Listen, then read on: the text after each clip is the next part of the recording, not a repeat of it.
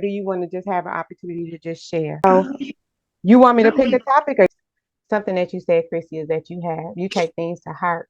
When somebody says something about you, it's okay. This must be somebody else. Um, well, I recently just got out of a relationship. It was kind of rough. It was like someone that I had known since I was a child, like 11, 12 years old. And he had been through a lot and living in a homeless shelter up in Indiana. So I told him, come down to Alabama. We'll help each other. I'll get you a job, um, and you can pay like half the bills, whatever. Mhm. So I wasn't like feeling relationshipy, but he just kept like saying, "Oh, this is my girlfriend." So eventually I just like the first few times I kind of shut it down. I was like, "I'm not your girlfriend." But then I Mhm. just kind of like let him say it, whatever. So it just kind of became that. So he came down, moved in with me. I got him a job. I bought him a car. He didn't like the car that I had first got him, so we traded it in and got a new car. I co-signed for him. Um, And then he just wanted to sit at home, play video games. He wasn't willing to work more than 24 hours per week. Told me I was an asshole. I was selfish for asking him to work full time or contribute to the bills. He said that he was supporting himself because he would buy his food. I'm like, no, that's not supporting yourself. So eventually I had to tell him, you got to get out because I'm not trying to support a grown man. I have two kids already. Like, I don't need another one, basically. Mhm. So he left, and I am now, well, he left while leaving me with this car that I had co signed for him for. So I'm out a few $1,000s just on the down payment for the car. I did manage to get the car, like the lease transferred to one of my other friends who wanted it. Mhm. So she's going to be taking over the lease for me for now. But if it happens to her, it's still in my name. So again, out thousands of dollars. Um, so basically, I've just been feeling really used and upset and alone and just kind of shut down from everyone. Mhm. So I'm you sorry to hear can't that, Chris. like fix someone. You have to let them do the majority of the work and be the support. Mhm. Well, I didn't do that because it's someone that I had known for such a long time and was trying to help. Mhm. So, Yeah, I'm sorry that happened to you. I'm glad he's out of your house and he didn't try to put any tenant type, right stuff. You know what I mean? Where he tried to stay in. I'm glad he's out of your home. he was only here for about a month and a Okay. Okay, good. Oh, so you weren't playing. You said, well, we're not half. gonna do is this. We're not prolonging this situation. Yeah. Like I'm not about to waste all the resources that I've been building up for me and my kids to Mhm. support a grown man who's fully capable of working. And you've been working hard to do that. You started a food pantry for your, clients and for the community. You've been all on the news. You've been doing stuff with the babies. You've been working really hard to grieve and move on in that process from your ex. So I'm glad that you were able to see those red flags and move forward. What do you think? Oh, Maya, So, what were you about? Oh, go ahead, Chris. oh, I was just gonna say, like we had been talking for like, months and months before that, trying to get things in place so that he could come down and I could help him. Hmm. Probably almost a year. And he made it sound very different than how it was when he finally got here. Mm. So that was the whole situation. Then I realized it's just going to be, the way it was for that month and a half. And I was like, you got to go. So he left a few weeks ago.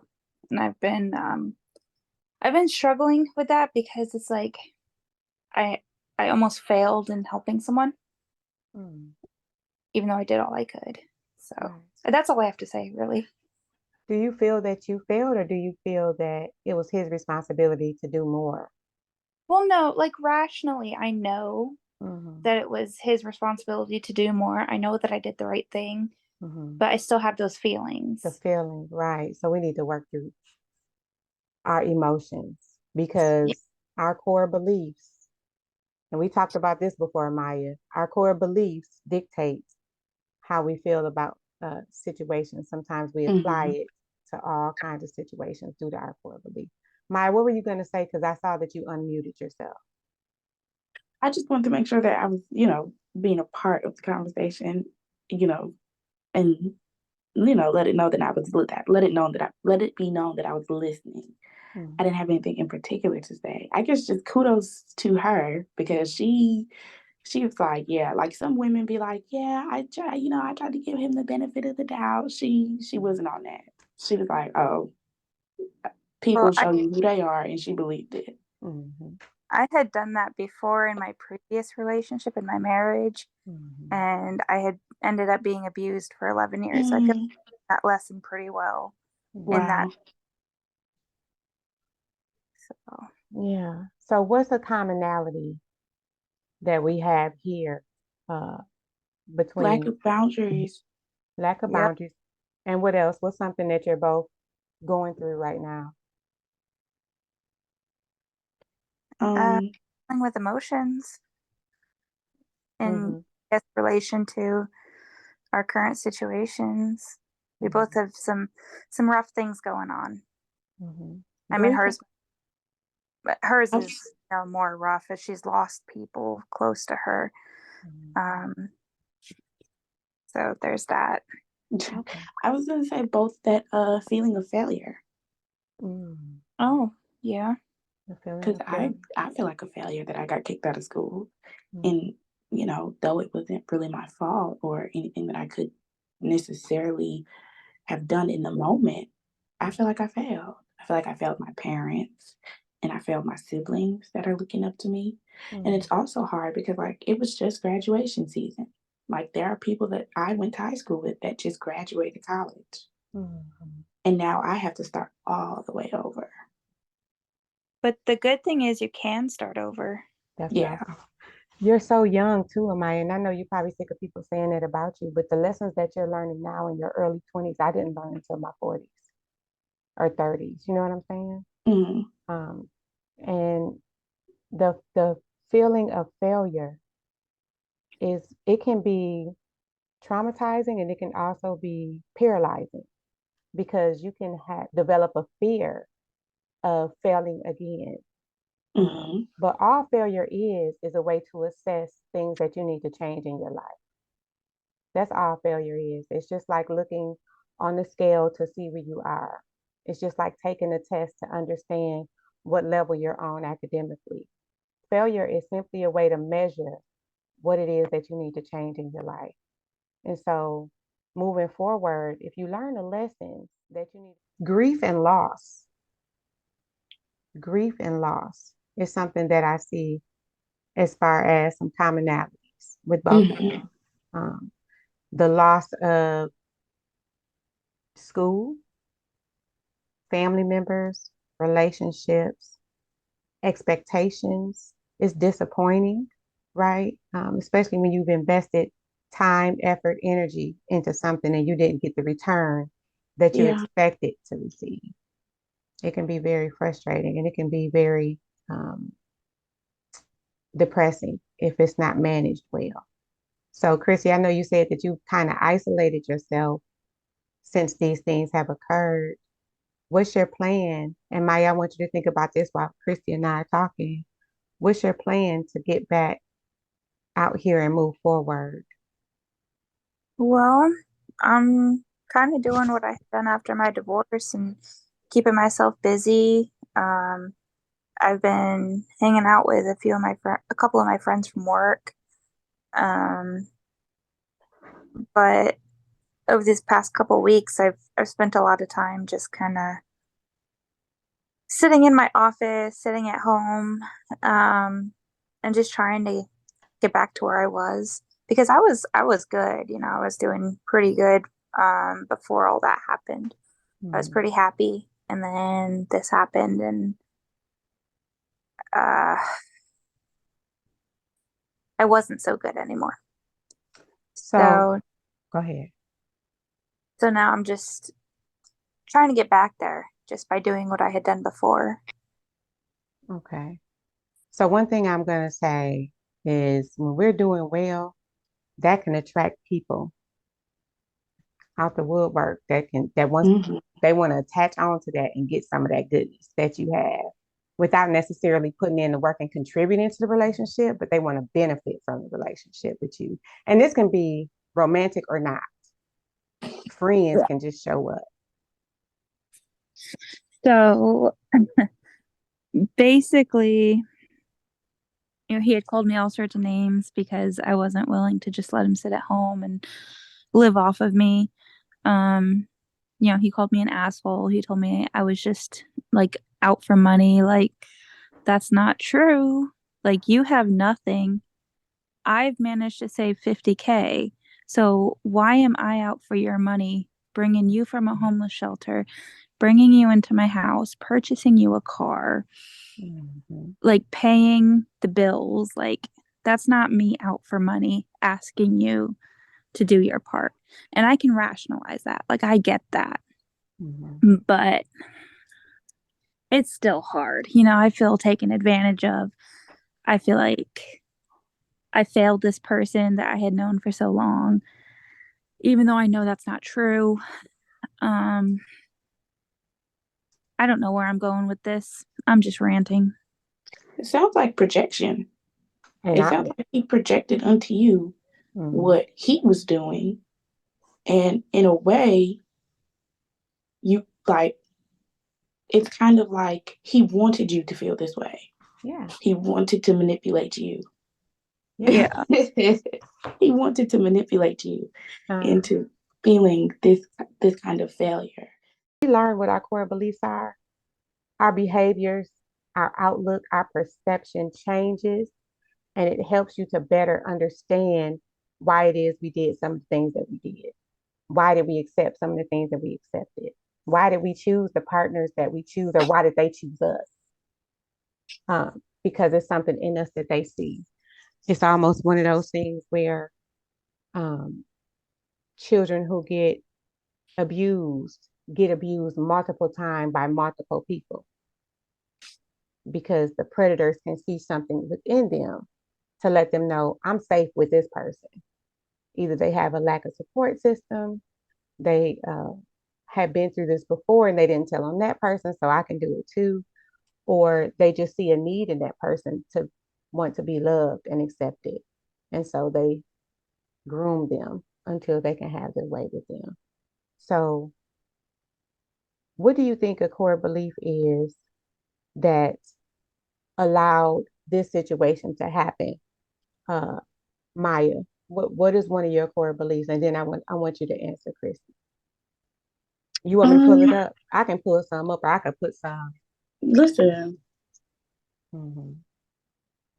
I'm gonna list some core beliefs. Hold on. Let me pull some up. So if we just identify an age and a situation, the I mean, first time. I don't remember how old I was, but I can think of a situation like a family member said to me, "Stop acting stuck on stupid when something happened." And I was young, and it's something that they just say. And I guess that just as they say it, you don't really think anything of it. Mhm. But as we're having this conversation, I can identify that that goes along with this feeling like there's something wrong with me. Mhm. I'm not intelligent for some reason. Mhm. And Go so, oh, go ahead, internalize. Chris. I was saying it goes back to internalizing. Yeah. Mhm. Yep. So you took a statement at our young age. That's what we do, especially if someone that we look up to says something to us that's derogatory. We internalize it and we believe them. We believe what they say to us. And so somewhere in her saying, "Don't be stuck on stupid," which is a saying that we used to say back in the day. So that your cousin or whoever that was must be my age because that was something we used to Mm-hmm. say. Um, and when you internalized it, something in your brain said, oh, I'm not smart. I'm not intelligent. I don't understand things. I must be stupid. I'm defective. Something's wrong with me. Because you genuinely were trying to find an answer to that problem. And that's what our brain does for us. It tries to solve problems, even in the background, right? We can Mm-hmm. multitask. We're always multitasking, but there's always something going on in our mind. And until we find that answer, our minds will continue to search for reasons why things happen. Oh, so this is the reason why I'm not understanding this right now because something's Mm-hmm. wrong with me. I'm stuck on stupid, right? And so we take that belief with us as we continue to grow and as we continue to evolve. There's something still in the back of our mind that says, I'm defective. And then when things show up in our life that may not work out the way that we wanted it to, all it does is it confirms, see, I knew it. I'm Mm-hmm. defective. And it just solidifies it until we challenge it, we pick it apart, and we see that that thought process is flawed because you have accomplished so many things already that that can't be true. That statement can't be true. And so that's something that we need to. Christy, did Mhm. you see anything on this that fits this particular situation of your need to want to help people and extend yourself beyond what they're willing to extend for themselves? I think maybe one of mine is the I'm unlovable. Mm, I think that stems a lot from childhood abuse, mhm, which has caused me to be somewhat of a perfectionist to try to get people to see like I'm worthy and lovable and trying to help people so that again, same reason they see that I am a decent person at least. Um I guess that's it. mhm. That's a that's a huge one too, and that's one that fits a lot of our narratives, especially if we didn't receive the protection and security that we needed as children. You know, um, we talk about Eric Erickson's stages of development and mistrust versus trust or trust versus mistrust within that first 18 months. If our needs aren't taken care of, it can make us feel like we are unlovable, right? People who let their babies cry it out and they call it self-soothing. But I have another theory about that is that the child stopped crying because they don't expect you to show up for them. Mm-hmm. So that's why they're forced to self-soothe because you won't soothe them. You didn't help them. So there's no need to cry anymore. But they think, oh, they're just self-soothing. Um, and we learn how to self-soothe throughout our life, but we learn how to cope in ways that may not benefit us. When was the first time you felt this feeling of, you know what, I must be unlovable, Christy? Oh God, I was young, like young. I want to say the abuse from my mom started around maybe 7 years old. Mm-hmm. And that narrative, I'm unlovable, just kind of stayed as you got older in different stages of your life. And not only stayed, but it was reinforced. Mhm. What's an example of that reinforcement? Continued abuse, and then getting into an abusive marriage, allowing people to walk all over me, Mhm, but trying to be a people pleaser so that I don't feel unlovable. mhm. Have you ever had moments in your life where people just showed up for you because of who you are and not because of what you've done for them?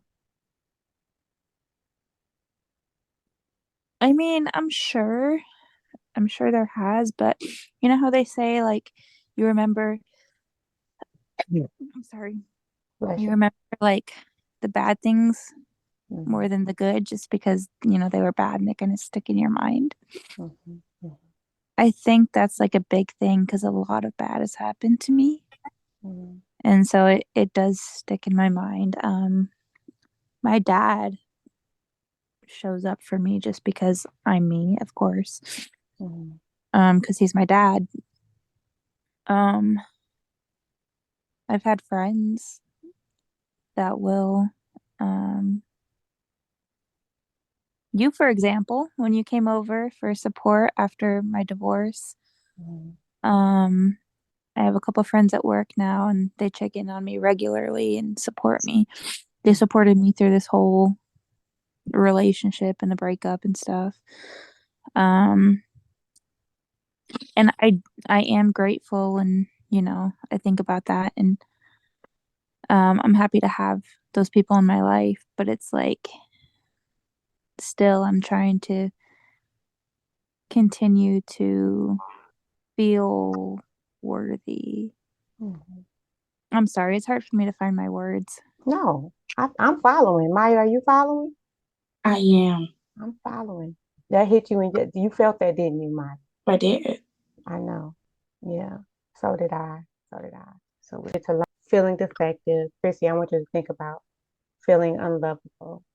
Tap into that. Identify what that feels like. And now I want you to think about what you would rather feel instead of these emotions. I want you to describe what that feels like, Amaya. What does it feel like when you think about how you would rather feel? What are some words you could use? Accomplished. Accomplished. What would it feel like, or what would it look like to be accomplished, first of all? I guess for me, it's like, I feel like I've started so much, but I haven't finished anything. Mhm. So just making it to that finish line. Okay. What are some things you have accomplished in your past? Um, I graduated high school, Hmm. and I feel like that's the last time I made it to the finish line with something. Hmm. But that's a big thing because, again, you're still so young that you haven't really had the time and experience to have a lot of things under your belt. But I'm pretty sure if you were to write a list of something, of accomplishments down, it would absolutely identify some other things that you've done from start to finish, right? But they might have been shorter projects, Hmm. shorter things that you've done. So I want you to envision feeling accomplished, finishing something from beginning to end. You're crossing the finish line. You put in all this hard work. What are you feeling now? What does that feel like? Um, I guess freedom from the stigma I feel like my family has on me. Mhm. Um, Feeling like I'm finally making them proud. Mhm. What about for you? How do you feel for yourself? I guess then I feel happy. But you feel happy because you want to make them proud. You Hmm. feel sad because you feel like you're disappointing them. That's something that you said earlier, right? I feel like people that Hmm. look up to me, my family, I feel like I've disappointed them by not finishing school right now. In Yeah. what ways will you make yourself happy outside of pleasing other people?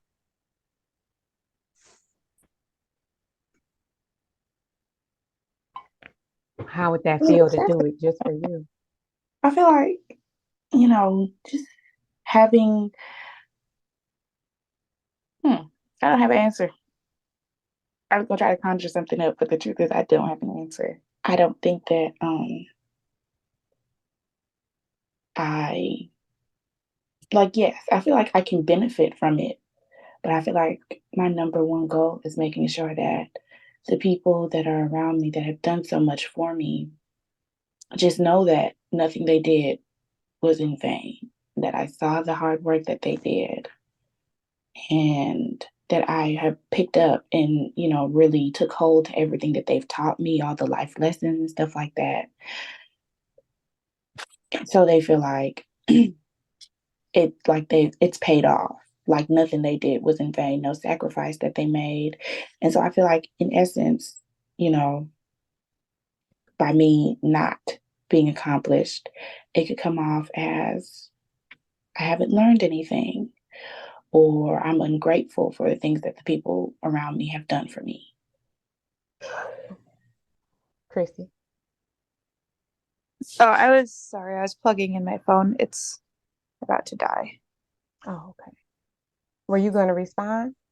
Or you were just plugging in your phone? I was plugging in my phone. Okay. I was listening though, and yeah, I know. Go yeah. ahead.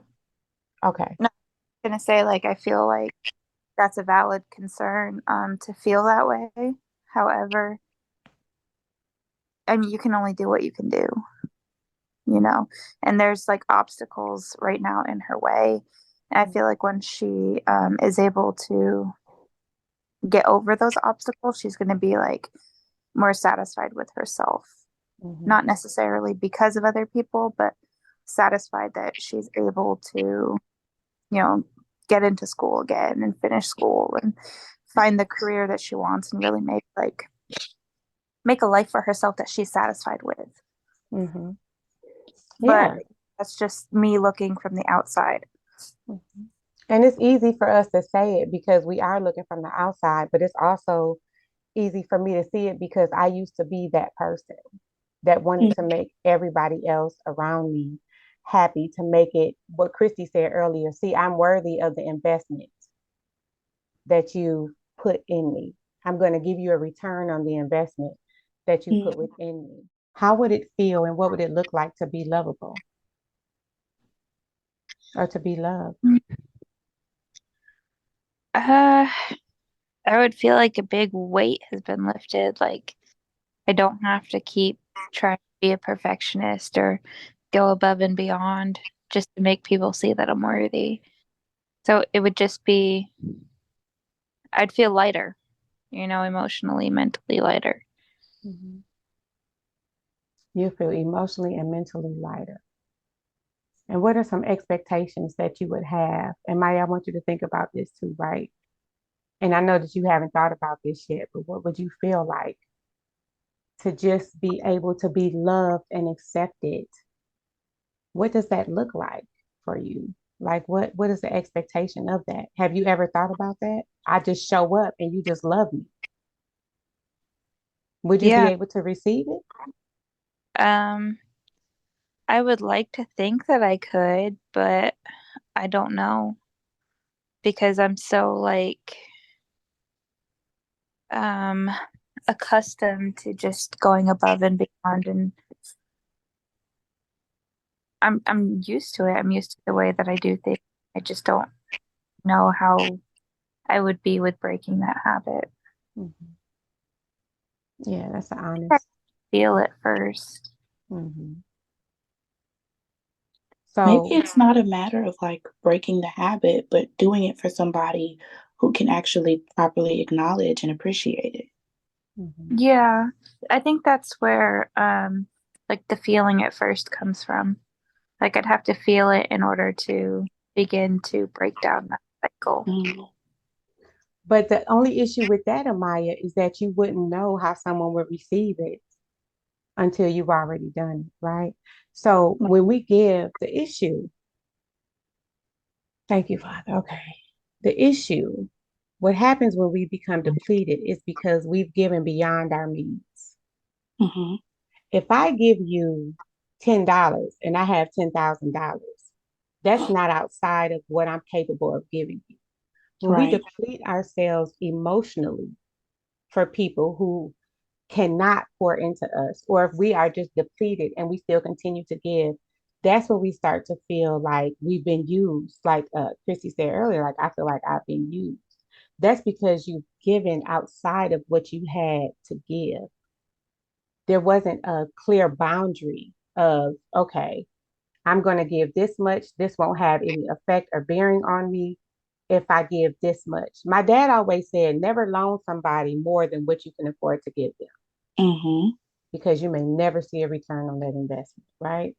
So when we loan or when we give freely from our own supply without allowing them the opportunity to have their own experience with utilizing what they have, and we keep giving from our own supply, we will become depleted and we will become used or we will be used because it wouldn't benefit anyone else to stop using us if it's for their own benefit, right? No one's going to enforce our boundaries the way that we enforce our boundaries because it's benefiting them for them not to have boundaries with us. And you'll find some pushback, just like your friend who tried to gaslight you, Christy, and saying that you didn't do anything for me, you're selfish, right? Because they know the triggers that we feel. Because if I see you're trying to please me, the first thing I'm going to tell you is you're selfish, you're a bad friend, you're not helping me in order to get more from me. Yeah. I'm going to send you some stuff too, Christy. I have some really good worksheets. I want you to both take some time today. Think about how you want things to be, what that will feel like for you. Allow yourself to feel all your feelings from what you've experienced because it is a lot and it is very, very valid. How are you feeling now, both of you? Um, I feel like this was a good talk and kind of needed, honestly, because I haven't really been like this open, I guess, with my feelings toward this whole situation. I vented to my friend Robert, but um, like in terms of just being able to sit and talk and get like therapeutic feedback hasn't really been a thing. Mhm. I'm glad to hear it. I'm glad you showed up today. Hopefully, you'll come back and we can continue to talk. And you could give Yeah. me an update. Let me know how you do and what's going on with you. But And we, I feel like after today's talk, like I feel like we maybe scratched the surface on everything that has happened since last time I talked to you. mhm, Um, that have a lot more to talk about. Um, but I also feel like just dealing with the things that's on the surface, it's helped me to figure some things out. I feel like I am in a seat, and I think I may have mentioned this to you where, like, this year God was going to be dealing with me a lot about maturity. yep. Um, and so that means that everything isn't going to come easy like it has in the past. And so I think that, with that, I was kind of like, I had the wrong idea about what this maturity was. I thought this was going to be the fun kind of maturity, like, because I'm spoiled, so I always think that like everything's going to be great and peachy. Girl. Mm-mm. But that's not what this maturity is. This maturity Mm-mm. means like even when things are bad, what are you doing? Like you Mm. don't just get to shut down anymore. Because now you have to pay this stuff to get it up off your credit. Now you have to work towards a new car because your car is broke down. Mm. Like there's things to do.